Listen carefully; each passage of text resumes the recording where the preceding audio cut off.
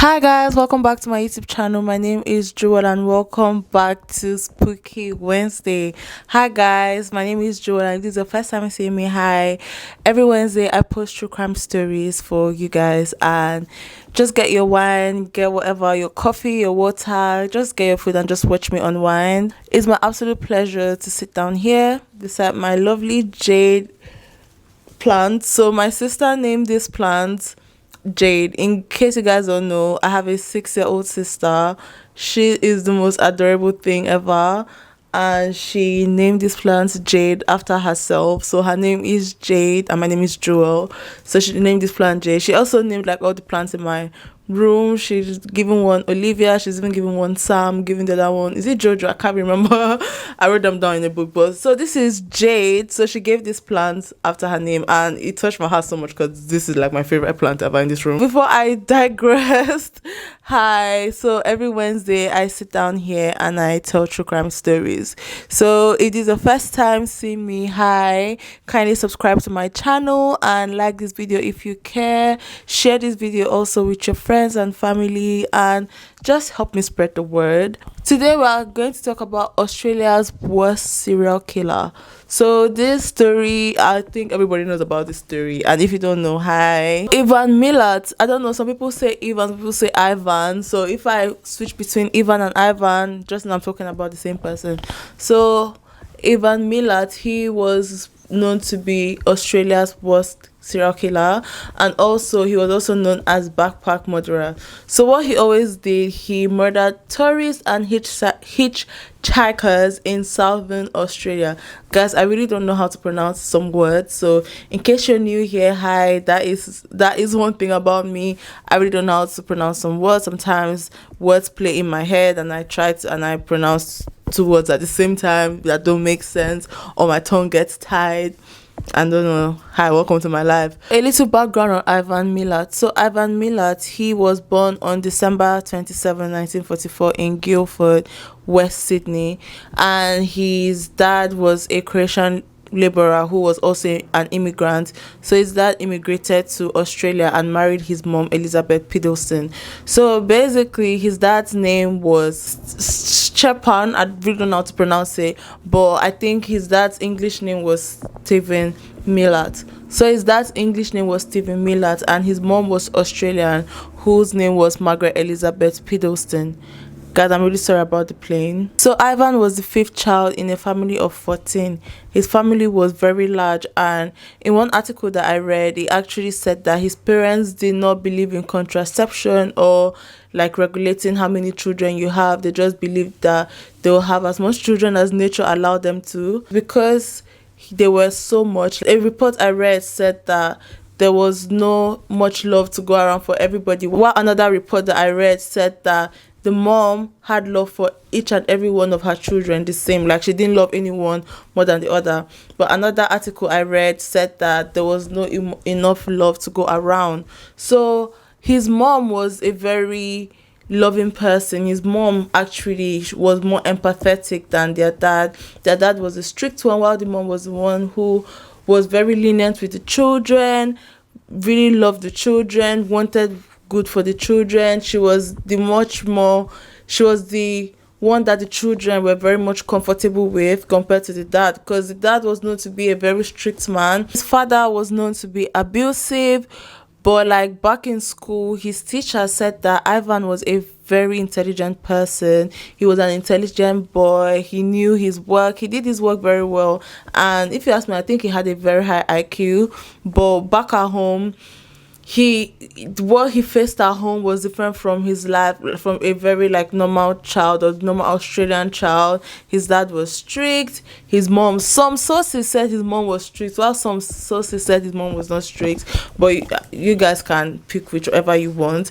But the one that nobody has changed, no source has changed, is the fact that his dad was a very strict man. His dad was also known to be very abusive towards the children and towards his wife, and that kind of shaped him to the human being that he later on became. The Milat family actually lived at the outskirts of Australia, in a rural part of Australia, and because of where they lived, it was very easy for them to get away with some of the ways that the family, the father and the mother, was treating the children. It was so easy because obviously there was nobody to like really look at the children or notice the way the children were behaving, or like, if because the dad was very abusive, like he would subject his children to beating. His dad was a laborer and his dad did not have a stable job. His dad had work like here and there. So because his dad did not have a particular place to work, his dad moved around a lot, and because his dad moved around a lot, them as a whole family, they actually moved around to a lot of places in Australia. Wherever his dad found work, that's where all of them moved to.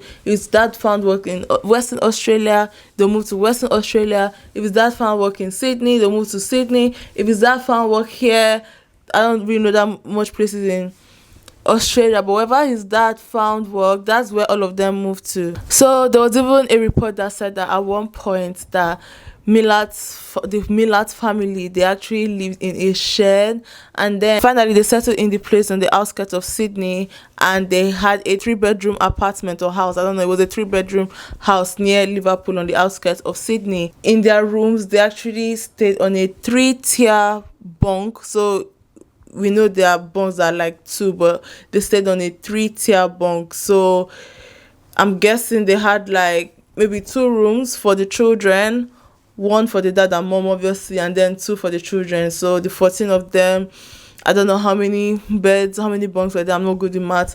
So they had like a 3-tier bunk in 2 of those rooms. That's what I'm guessing. They were still poor, and they had like, because they had like 14 mouths to feed, all the children were made to work. Ivan's father, he worked for 10 hours and he was a wharf laborer, and every time he came home late at night. Also, the family had a market garden where the children also helped whenever they could. So basically, because everything was happening, all these things were just happening in their lives, their dad moving here and there, having to be subjected to the abuse of their dad, and having to like help out because again they were poor. Ivan started to skip school. He was not as consistent in school as he normally was, and when he was 14, he just stopped going to school altogether. Like, he became a school dropout at the age of 14. At the age of 14, around the time that Ivan dropped out of school, he started becoming obsessed with guns. So what he would do is that he would collect guns and then he would modify them by painting them, or maybe he would add things to them, and then he would also set up his own shooting ranges, and then he would just practice with the guns. He would shoot at things with the gun. In Australia back then, this was a very typical thing for boys to do at that time, especially in the rural parts of Australia. So this was a very typical behavior. But people said that when it came to Ivan, that it was just more than a hobby, that he actually took it very, very serious compared to like how other teenage boys just did. He took it so serious, and it became a point that it was like an addiction to him. So obviously we know that guns cost money, and Ivan came from a very poor family, and because he didn't have money to be footing his hobby or footing his obsession, what did he do? He resorted to petty crimes. So what he would do is he would go into buildings, he would steal things, steal valuable, commit petty crimes, and then like he would take like maybe valuables and then he would sell them in exchange for money. And then when he gets this money, what would he do? He would buy guns. Reports said that most of Stephen Miller's children are actually known to commit crimes here and there, and their house was no stranger to police. Police showed up like almost every time to ask questions here and there in regard to like one child or the other, because even though today we're focusing on Ivan, his siblings were also criminals. And again, whenever police went to their house to like question them or things like that, the brothers were known to cover up for each other. So now let's go back to Ivan. Ivan was known to be very antisocial. He had this antisocial behavior even at a young age. And even though him and his siblings, they were like known criminals and things like that, they were scared of their own brother Ivan. They kind of a little bit like restricted themselves, or like kind of isolated themselves from being with Ivan. They were afraid to be with him because there was just something very violent and very off about Ivan. So even though all of them, they commit these petty crimes, police know them. There's even a report that says that the police described the family to be known as wild and feral. So these are people who are already known to the authorities to be wild, to be feral, to be destructive, to be criminals.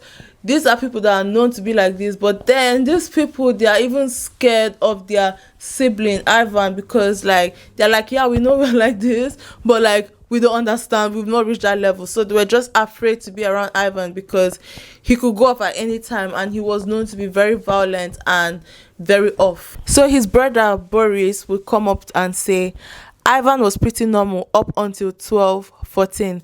I heard about it from his mates, you know. They would all boast about how they would go out at night and do things with machete. I heard he cut a dog in half with a machete while he was growing up. When Ivan was 17 years, he was in a juvenile detention center, and 2 years later, he was arrested for a shop breaking. In 1964, Ivan was sentenced to 18 months in prison for break and enter, and a month after his release, he was arrested for driving a stolen car. This made the authorities to sentence him to 2 years hard labor. September 1967, Ivan was sentenced to 3 years in prison for theft. So from all this, like right from when he was like 17 to when he was 23, he's been in and out of jail, having all these jail times. You guys can see a pattern that this guy clearly has no regard for the law. He does not care. He feels he's above the law, and he feels he can do just anything he wants to do. Even though Ivan was clearly troubled, possibly dangerous, no stranger to police, no stranger to prison cells, people actually said that they considered him to be friendly, to be outgoing, and to be conventionally attractive. So let's not forget that Ivan is a laborer. Like, he does his work. He's very good with tools and things like that. And being a laborer kind of like puts him in shape. So like, apart from the fact that everybody knows this kind of person, people also see him as this attractive person too, because he was always in shape. He had this mustache, and he was very good looking. There was a report that I read on that actually said that Ivan had affair with at least two of his brother's wife. That has not been confirmed. And also he possibly allegedly fathered one of his brother's children. He really knew how to like get his way with people and talk to people. When Ivan was released from jail, he actually got a legitimate work. He worked as a road worker for the Department of Mains Road, and he was earning a legitimate pay. But this was like the opening for his atrocities.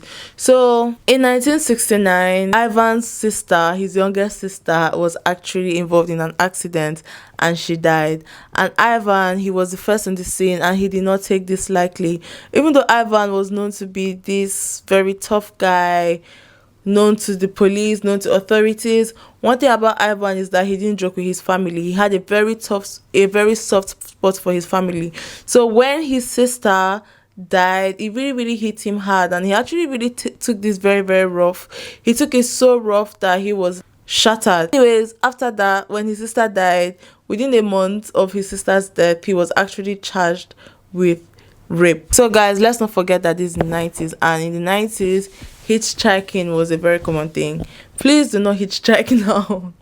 Don't, because like I feel like the world is getting worse and worse. So in the 70s, hitchhiking was very common. So what actually happened was Ivan was driving, and then there were these hitchhikers, these two women who wanted a ride. This was a weekend in 1971, and these two hitchhikers, they wanted to go somewhere, and they brought out their hands to like stop a car. It was Ivan that actually stopped. So when Ivan stopped the car, he just gave them this big smile, and then the hitchhikers actually told Ivan where they were going to, and Ivan was like, come on, hop in, I'm going to take you there. So when Ivan was driving, he didn't take them to where they said they wanted to go to. He actually took them to a secluded field, and then he pointed a knife to them. He kept them hostage, pointed a knife to them, and said that one of them would have to sleep with him. If not, he was going to kill the two of them. Oh God. So because of this, one of the two women surrendered, and they told Ivan that Ivan could sleep with them. And then Ivan, he actually raped the person that offered herself up, and he kept to his words. He actually did not kill them both. He did not kill them. He let them go after he had finished his mess. And I'm like, I know this was in the 70s. No, that's not even an excuse. I'm just thinking, like, why do people have to force themselves on people? I mean, there are so many alternatives to having sex, especially now. Like now, There's a lot of things you can do to jack yourself up. There are a lot of toys online. There are a lot of people who render these services that I feel like if at this day and age you're still forcing yourself on somebody, you're a very big loser. And I say that with my whole chest. You're a very big loser. If at this age and time where there are literally a million ways you can actually satisfy yourself, I tell you, and you still force yourself on people against their will, you're a very big loser and you should get some help. Honestly, you should get some help, and shame on you, honestly speaking. And I said that with my whole chest. Anyways, Ivan was then arrested and he was charged with rape. While he was awaiting trial, he was involved in a string of robberies with his brothers, and then he also faked suicide. That part actually made me laugh.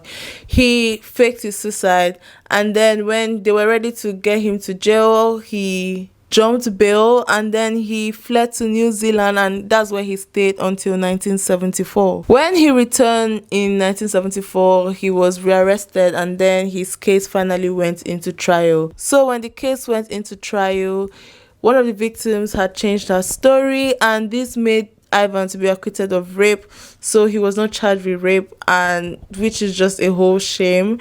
I don't know what she said, I don't know why she changed her story, but like, because she changed her story, Ivan was set free. So anyways, Ivan continued being so obsessed with guns, but one thing is that he gave up drinking and smoking, and then he became a truck driver. And again, another thing is that after this charge, he just laid low for some time while it seemed like he was getting his life back on track. He moved in with his parents. He stopped drinking. He stopped smoking. But like I said earlier, he was still obsessed with guns. His love for guns, for obsession of guns, actually increased. So when Ivan was 31 years in 1975, he met a 17-year-old girl named Karen, which is just so disgusting. Very disgusting. I do not even care. That is a whole 17-year-old difference, and she is a child.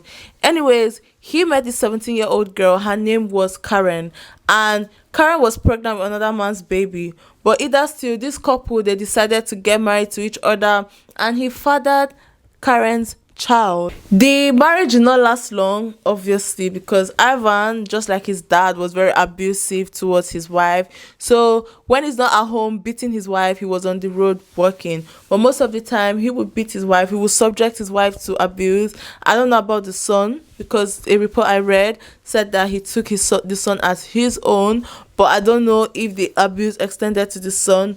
But one thing about the wife was that he was always beating her. He was always very abusive towards his wife. So one day in 1987, while Ivan, don't forget Ivan was a truck driver. So while Ivan went to work one day, his wife, Karen, got so fed up and she just picked her things and then she left. Her mother helped her pack her things. So when Ivan went to work, she and her son, they left the house. So Ivan would not see Karen again. Like the last time he actually saw Karen before he went to work was the last time he would ever see Karen, till like 7 years after, when Karen actually came to testify against him. So now let's go into the murders. So there was a couple, Deborah Everest and James Gibson. So they were 19 years old and they loved to travel across Australia. So this was their hobby, and obviously because they were together, they were always together, the safest way they felt to go across town was through hitchhiking. And because they were together, they actually obviously kind of felt safe around each other, because okay, I have you, you have me, we are safe. So this was what happened on this day when they met Ivan. In late December of 1989, the two couples would disappear into thin air and nobody would hear anything from them. So during this time, the couple, they were headed to Albury for a festival. So they didn't come alone. They actually came with a group of people which they were meant to go together. What actually happened was that they had mixed up some things, like some things were mixed up, and the group that they came with, they had already left, and they had already left before time, and they had actually left these two couples, Deborah and James, together. So obviously now Deborah and James, they had to make the journey to the festival by themselves, because the group that they had come in had gone and left them. So this just made them to resort to hitchhiking.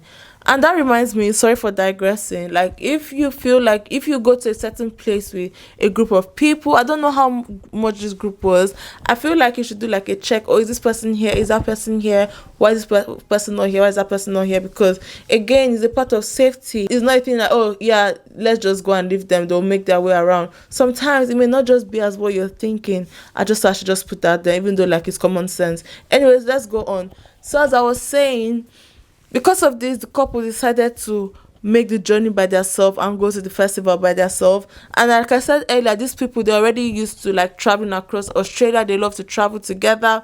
Again, Deborah was known to have a bright smile. She had dark long hair, while James was seen as a hippie, so he kind of dressed up to match his hippie lifestyle. I don't know if that's derogatory. I'm very sorry if that's derogatory, but he had long hair that flowed to the back of his to the mid of his back, and he was known to be I don't know if hippies I don't know if hippie he was described as a hippie. I don't know if is a bad thing to describe someone as a hippie, but me, I love the way they dress. Anyways, that's how he was known to be. Anyways, like I said earlier, so obviously they crossed paths with Ivan, and when they crossed paths with Ivan, because they were hitchhiking, so they crossed paths with Ivan. And as Ivan had promised the two women the other time that, oh, he was going to take them to where he was going to take them to, apparently that's how he had promised James and Deborah. And then when he had promised them this, he did not take them to where he said he was going to take them to.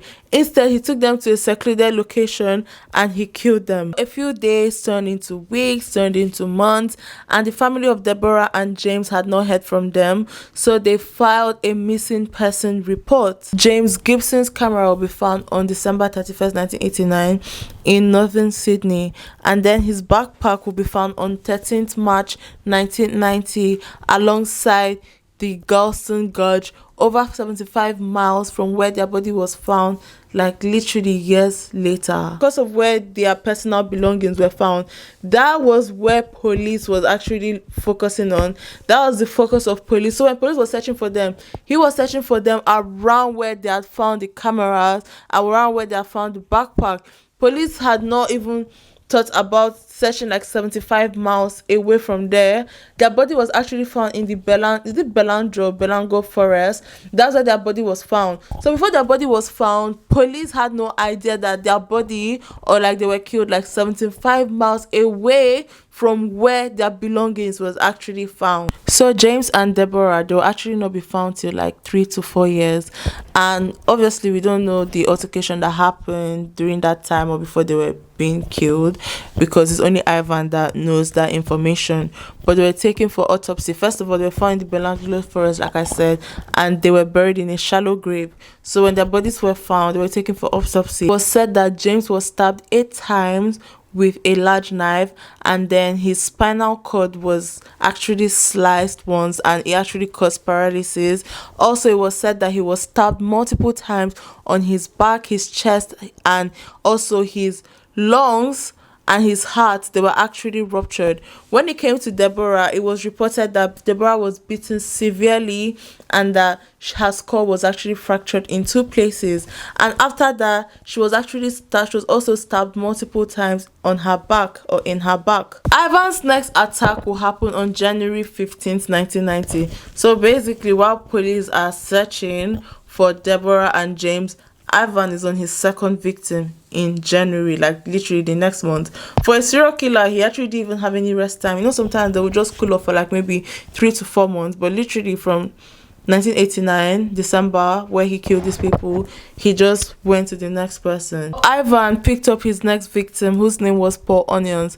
And the good thing about this is that Paul Onions actually lived to tell his story. So Paul Onions was from London, and he actually went to Australia. He went to Sydney, to be precise, because he went for job hunting. He went to search for work. So how he went around his day around that time was, hitchhiking, because like I said, that was like the Uber of the 70s. So he went hitchhiking, and that's how it fell into the hands of Ivan. Ivan was said to have a white Toyota Cruiser, and what Paul Onions actually said, Paul was like that when he had actually met Ivan, that Ivan seemed to be very friendly, he seemed to be very outgoing. Like I said, like he was a sweet talker. So Ivan was like, because of how he acted, like he saw nothing strange with how Ivan behaved, and because of the communication, the initial interaction that he had with Ivan, that it just made him to be very much comfortable and choose to ride with Ivan. He said that Ivan had a very friendly face and a handlebar mustache. I don't know what that means. Let me Google that. He said that Ivan actually introduced himself as Bill. Ivan did not use his real name. Ivan introduced himself as Bill, and obviously there's no way Paul would have known that this was not his real name. So as they were driving around the highway, Ivan's demeanor just changed all of a sudden. This once friendly, happy, smiley person with his handlebar mustache just all of a sudden just changed his demeanor. He said that Ivan appeared to be very, very angry, that he was just ranting and he was just making racist remarks. Guys, I know I'm laughing because again, I don't know why people are racist. I really don't know why people are racist. I feel like people who are racist are dumb. I'm so sorry. I'm so sorry that if the complexion of someone's skin is your problem, I feel you must be the most foolish person on this planet. I am so sorry, but like I don't know, racist people, I can never take you guys serious. Whoever, I just feel like you don't have sense. That's what I feel about racist people. Anyways, Paul was like that. His demeanor changed. He was all of a sudden angry.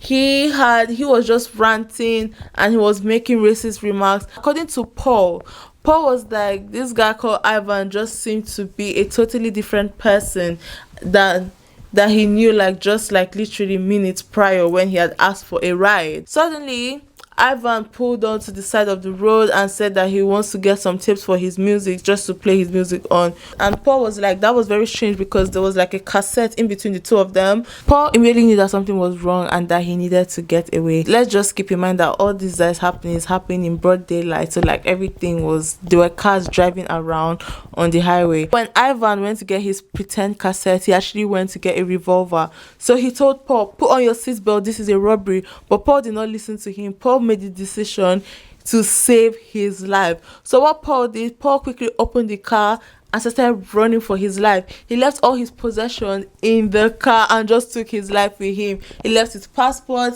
everything, his documents, left it in the car. What actually happened was he was running down the highway. He was running and he was actually brave enough and smart enough to run in a zigzag position just in case Ivan shot the gun at him, which of course obviously he actually did. Ivan actually shot at him, and when Ivan shot at him, lucky for Paul, he actually did not hit him, and that's how Paul went away. Paul was able to flag down another car which stopped for him, and that's how he went to the police station and he reported the whole incident.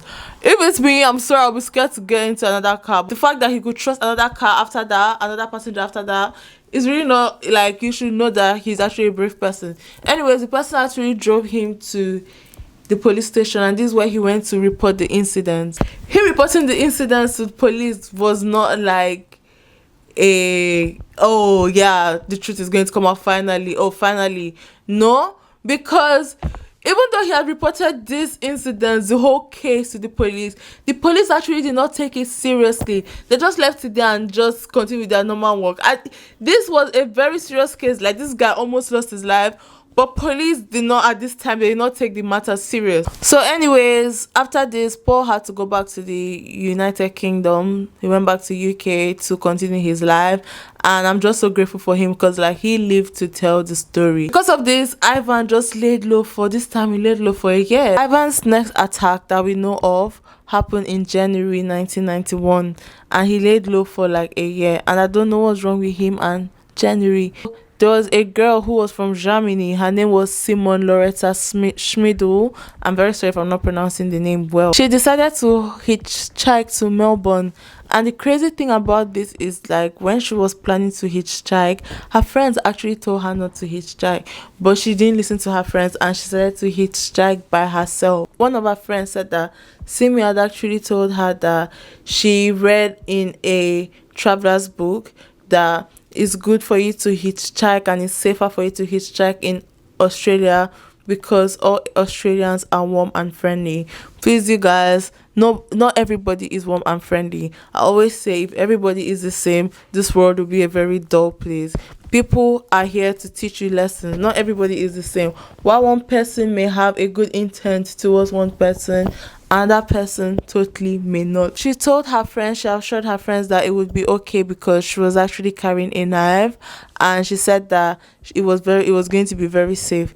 Even though her friends were against it, her friends told her not to, but she said she was going to do it, and that's what she did. Anyway, she was on her way to Melbourne because she wanted to go and pick her mom at the airport. So her mom was flying in from Munich, so she wanted to go and pick her mom at the airport because they had a 7-week camper van tour of Victoria before they'll actually go back to Germany.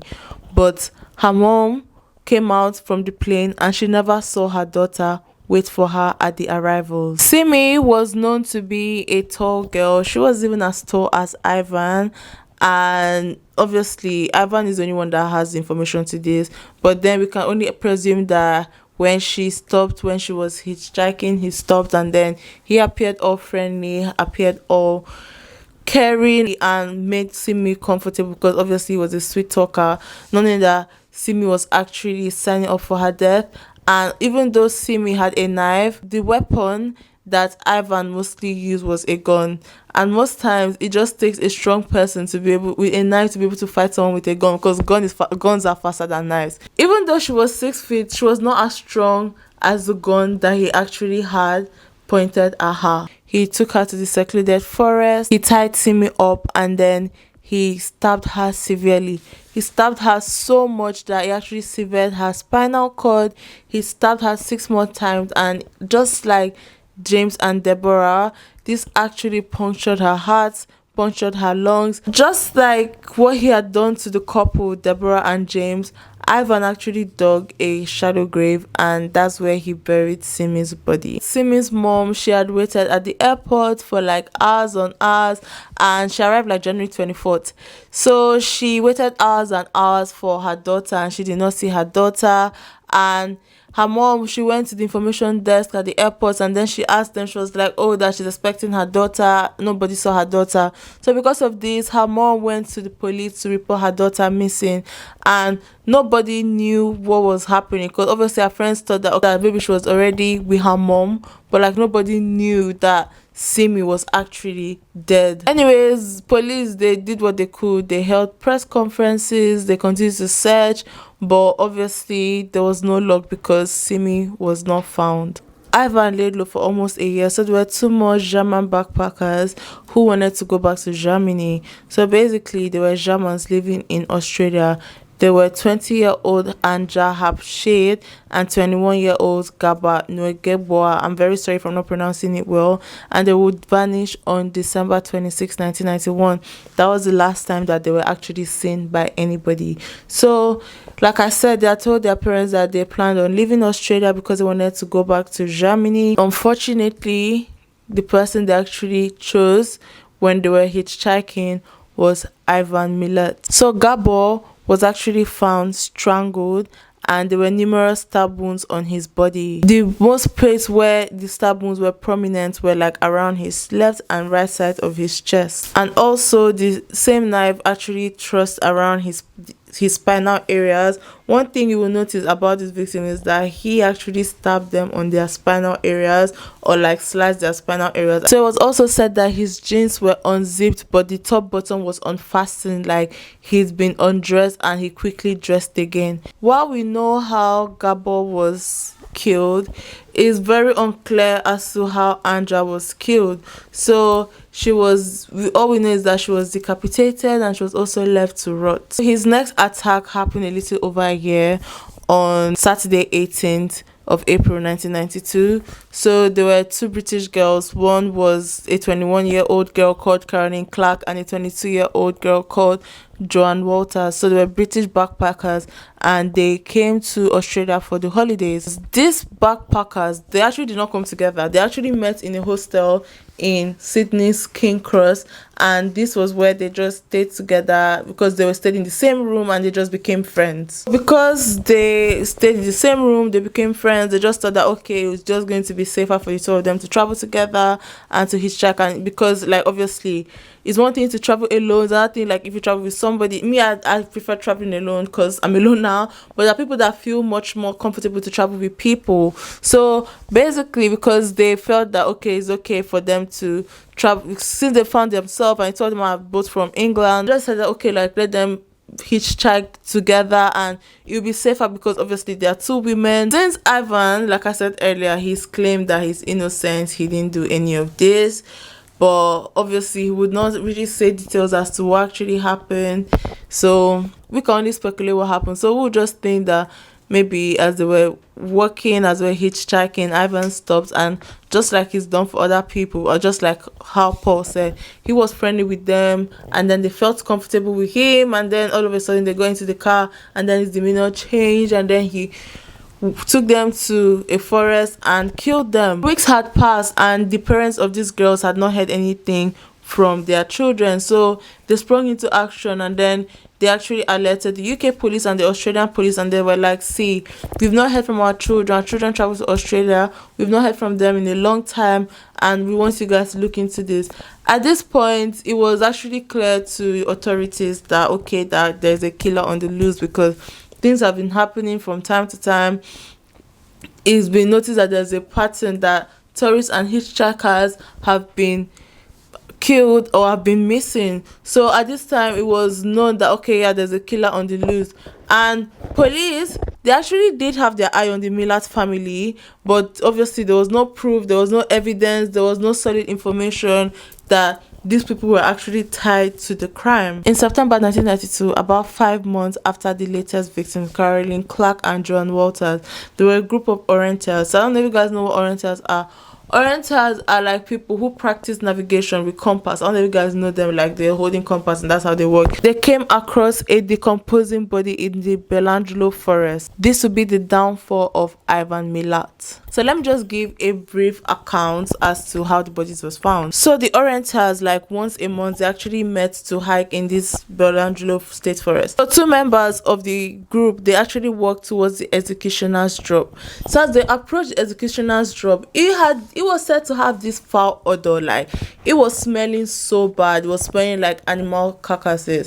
And the Belangelo forest, let's not forget, is Australia. Like I've never been to Australia before. I've heard so much about Australia, and I'm not gonna lie, I'm kind of scared to go to Australia because of the animals. So like Australia is home to animals, like literally you can walk side by side with a snake. A snake can be your roommate from what I've seen. I don't know if it's true, but from pictures and videos and from things that I've actually seen, it's known to be like kangaroos are literally walking on the street with people. These people had actually thought that maybe an animal had died. Thankfully, this group had decided to like also go forward and just go further and investigate, and because of this investigation, this just made the police to sit upright and just be very serious with the job. But first of all, it looked like a shallow grave. So when they looked further, they saw that it looked like a bone, and then they saw something like hair, and they saw a brush, and it looked like hair was sticking out through the brush. At first, what they actually thought was it was an animal bone and hair, and also then they saw a black t-shirt, and they knew that it had to be human remains. When they looked further, they actually saw that there was a shoe around where the body was. This just made them to report to the police, because this when they went to the police to report to the police, and they're like, see, this is what we found. And let's not forget, people are Orientals, they work with campers, they work with maps, so they marked the location on the map, and then they headed back towards the car and mobile service, and that's where they went to go and call the police. And first of all, they went to tell the rest of the group, to tell them what was happening, and tell them that they had found a dead body in the executioner's drop. And from there, they actually went to where they could get reception for a cell phone, like a cell tower, and this is when they decided to call the police. So when they report to the police that they have found a body in the Belangelo forest, they had explained to the police and they had told the police the place where they had found the body. Police arrived to the forest and they came with torches to the executioner's drop, and this was where they found the body of the British backpacker Joan Walters. Not far away from Joan was the body of Caroline. Let's not forget that there are several backpackers that have been reported to be missing, and obviously this is just the ones that police had now. So police, because of this, they had to like work extra hard than they would have if they had taken Paul's case seriously to find the remaining body of the other backpackers. On Sunday, September 20th, the police had actually confirmed that they had found the body of Joan and Caroline in the Belangelo forest, and also they were identified via dental records alone. So as usual, the bodies were in terrible shape, and Joan Walter, she was actually stabbed viciously. Like, she was stabbed multiple times in her heart, in her lungs, and she had one wound that cut so deep that it went through her spine. What is wrong with this guy and spines? It went through her spine, and she still had both of her jewelries on both hands, and she was wearing a blue jeans and black shoes, and the zipper of the jeans was undone, but the top button was still fastened, just like the last victim that we had come across, Gabo.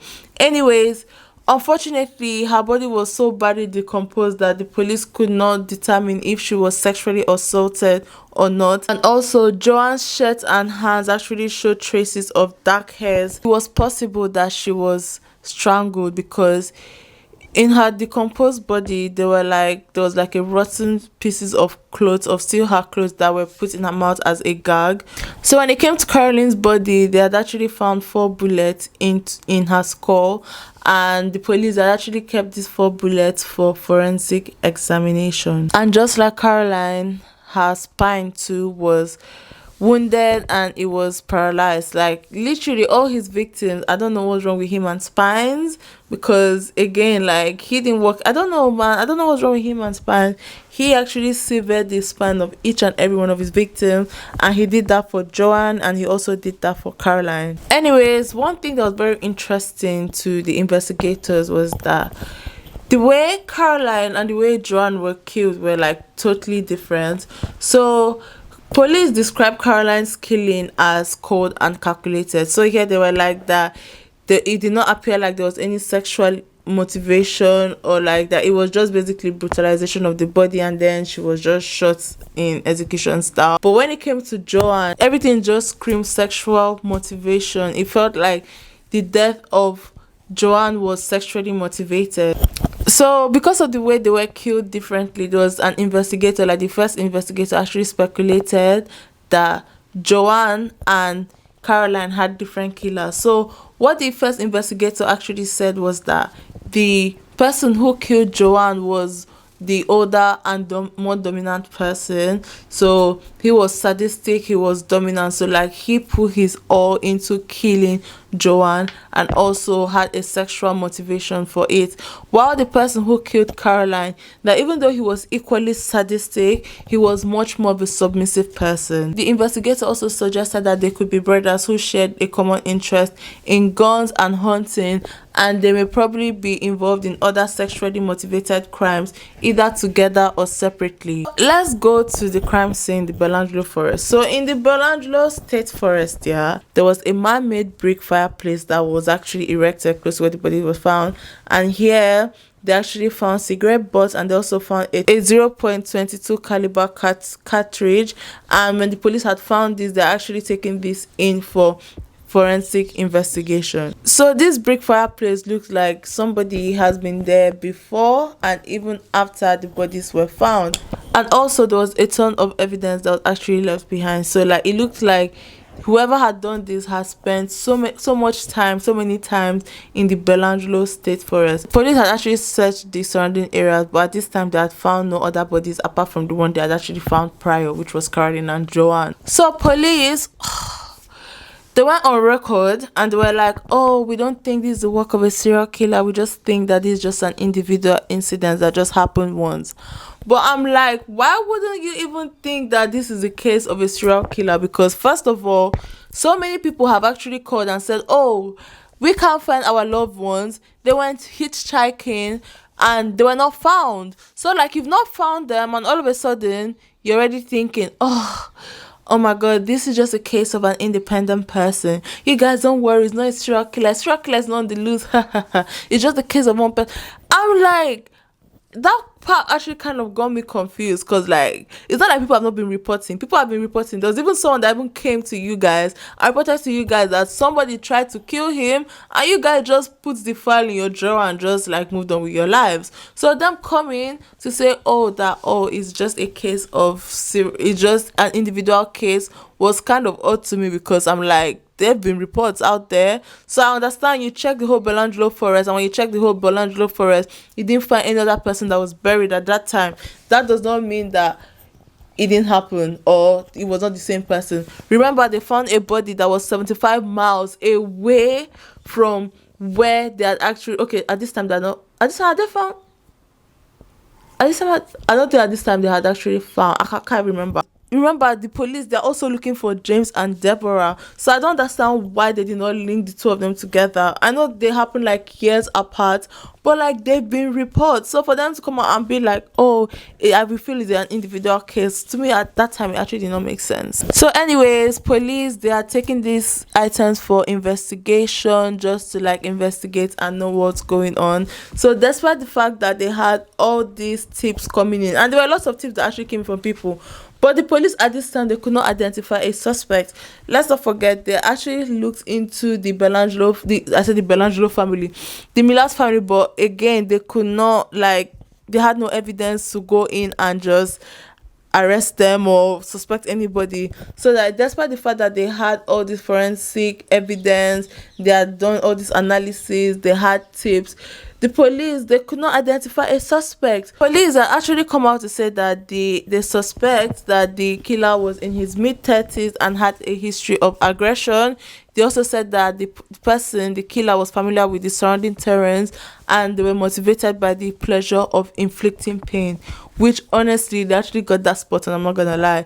Anyways, police also believe that the killer would be familiar with the area and the forest, and that the killer actually lived nearby.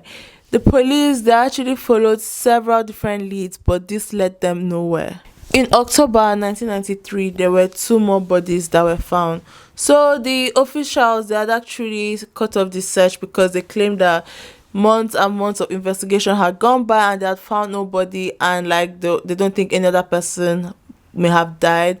But like there was this local man called Bruce Pryor. Bruce Pryor could not just shake the thought that there was more bodies, because it was like, see, they've been reports of different backpackers missing. So there's no way, I believe that there's like there are people that are actually in that forest. There are people that actually died in that forest.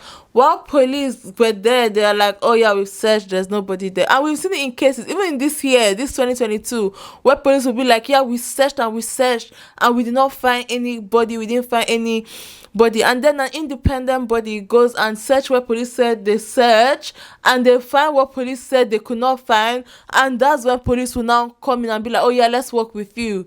So do you understand? They bring this, let's work with you, so that it will look like, oh okay, let it look like 2 of us will solve this case together. Meanwhile, you said, oh, do you understand? I feel like they just do it just to backtrack and just to correct their parts.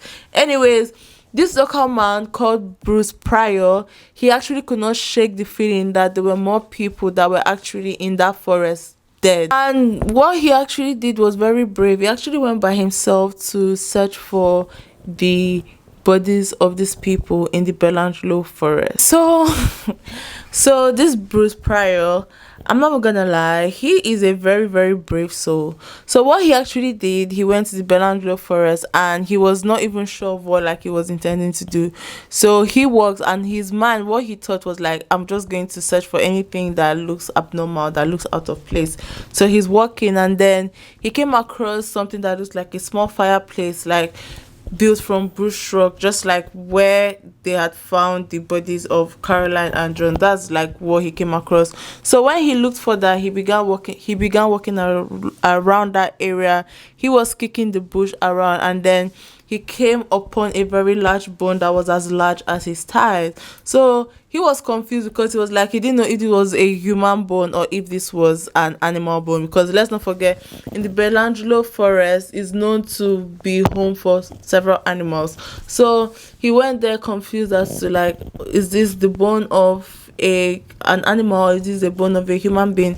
So he now like looked deeper, he looked further, and then when he looked further, he saw a white bone, and he just came to the realization that this is a skull. So when he saw this skull, this guy actually picked up the skull. I don't know if he picked it up with his hands, but anyways, he picked up the skull and then he put it in his backpack, and then he walked out, and then he saw a group of people. And when he saw a group of people, he asked any of them if they were with a phone, and this was when he actually reported to the police that he had actually found a body. I'm not gonna lie, he's so brave. He is so brave. Me, number one, I would even keep out of the forest if I found that there was a body there. I would leave the whole of Sydney, because I don't know, man. Like, it's just I wouldn't even go to the forest. So he is just a very brave person to actually do that. But I don't understand why he picked the skull. Honestly, I don't know why he actually picked the skull. So police, they arrived and they found two bodies, and these were the body of James Gibson and Deborah Everest, and they were found less than a kilometer from the first two bodies. Guys, this is what I'm like, I don't understand. Like, police, they said that they had actually gone and they searched everywhere. Searched around where Joan and Caroline's body was, yeah. And then this guy just came, Bruce Pryor came. He could not just shake the feeling, and then he found another place. He found the second body. Cool. But what baffles me is where the second bodies were, like the two bodies, that's James and Deborah. What baffles me is where they actually were. It was just very close to where Caroline, less than a kilometer from where Caroline's body. Do you know what? A kilometer is very small. Less than a kilometer from where Caroline and John's body was. So I'm wondering, where exactly did the police say they actually searched? Where exactly did this case? When I was reading this case, I was just so frustrated, because I was like, this could have ended a long time ago. From when that guy had reported, it could have ended. Like, few people did not have to lose their life. I don't even know. Sometimes I don't know, man. Like I said in my last case, when you're expecting police to take something serious, they never take it serious. When you're expecting them not to, that's when you see them on their toes. Around this site, several bodies were scattered across the site. Some bones were missing together, possibly by an animal. So the first body they actually saw was Deborah's body. So beside Deborah's body, the police had actually found a Forbes silver chain, a bracelet set with semi-precious stones, and a silver crucifix. And also the second body, James, he still had his pair of white sneakers laced to his feet. Again, these two bodies, they were actually identified by dental records alone, and this was when it was confirmed that it was James and Deborah. Again, just like the other victims, it was revealed on James' post-mortem that his spinal cord was actually ruptured. He had 2 stab wounds towards the breastbone. So Deborah's body was said to be worse. So basically, she had like broken jaw, her jaws were broken severely, and her skull, the back of her skull, was said to be severely fractured. There were 4 slashes to her forehead, 2 on each, and again there was a deep stab wound that was very close to penetrating her spine. At the crime scene, police had actually found a black bra with a stab wound through one of the cups, and also there was a pair of grey tights that appeared to be used as a restaurant. Another thing that police noted was that small fireplace was actually built close to the bodies like the first one. So with such similarities in the bodies and crime, police prepared to tell people that, okay, this is the work of a serial killer. Now they were convinced that, like, okay, guys, this is the work of a serial killer. But sorry, I didn't tell you before. Before, we just thought it was an independent person, but like now, he's a serial killer. There's a serial killer on the loose. So the police, they had actually noticed that the gun that was used to shoot these people was from a Ruger repeating rifle, And between 1964 and 1982, there have been 50,000 of such rifles that have been imported in Australia. Police decided to like just drop that line of investigation, so they actually decided to look more into the Belanglo forest. They looked into the Belanglo forest, they searched inside, and 26 days later, they actually discovered another human body. And this human body was the body of Simone, also known as Simi. So a group of searchers, they actually came across a pair of pink women's jeans, and close to this item was a 0.22 bullet packet. They had also found empty drink can that was riddled with bullet holes, and also a length of wire bent into loops, cartridge cases, and empty bottles. And also another thing that was similar to the other two bodies that was found was the fact that there was a man-made fireplace beside the body of Simi.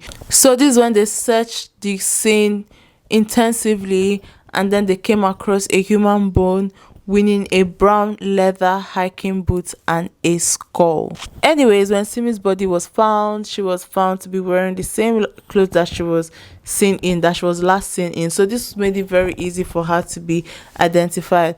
However, her large backpack and other camping equipment were not found. So it was also showed that Simi was stabbed severely, and also like the other people, her spine was also ruptured. And her spine, this one, it was actually so bad, it was ruptured completely. So earlier when I said they found like pink jeans, actually it was reported that those pink jeans were not Simi's own. So basically the pink jeans actually belonged to another backpacker that we spoke about, who was called Anja Habshade. So just 2 days later, two bodies were found. So Anja and Gabor's body were found. Gabor's body were found like partially buried under like a pile of in the bush, and then his body was decayed. Like what was left of him was just skeleton.